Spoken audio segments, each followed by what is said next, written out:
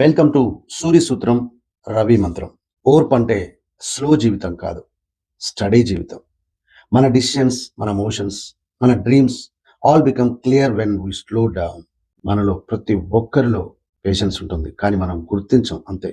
కానీ గుర్తించాలి. ఓర్పు అంటే మన రెస్పాన్సిబిలిటీని కంట్రోల్ చేయడం. అసలు మనకేం జరుగుతుందో కంట్రోల్ చేయలేము మనం, కానీ ఎలా స్పందించాలో మాత్రం అది మన చేతుల్లోనే ఉంటుంది.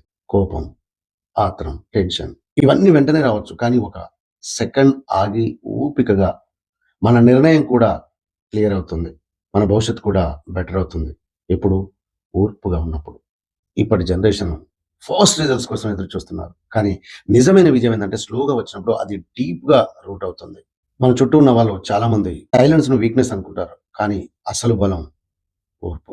పరిస్థితి ఎంత కష్టమైనా మన మనసును కంట్రోల్ చేసి ముందుకు వెళ్ళడం, అదే నిజమైన స్ట్రెంగ్త్ అని మనం గుర్తించాలి. అవుట్‌వర్డ్ యాంగర్ కన్నా inward patience much more better, much more powerful. ఓర్పు ఉన్న వాళ్ళు మంచి సంబంధాలు మూటగట్టుకుంటారు. ఎవరి మాట వినడానికైనా, ఎదుటివారి భావాలు అర్థం చేసుకోవడానికైనా మనకు ఓర్పు కావాలి. అందుకే పేషెన్స్ ఉన్న వాళ్ళతో రిలేషన్‌షిప్, ఫ్రెండ్‌షిప్, ఫ్యామిలీ, లవ్ అన్నీ చాలా హెల్తీగా, డీప్‌గా ఉంటాయి. ఓర్పు అంటే నష్టపోవడం కాదు. సరైన సమయం కోసం ఎదురు చూడడం అనేది మనం గుర్తించాలి. ఎదురుచూపు అంటే చాలామంది ఫ్రస్ట్రేషన్ అనుకుంటారు.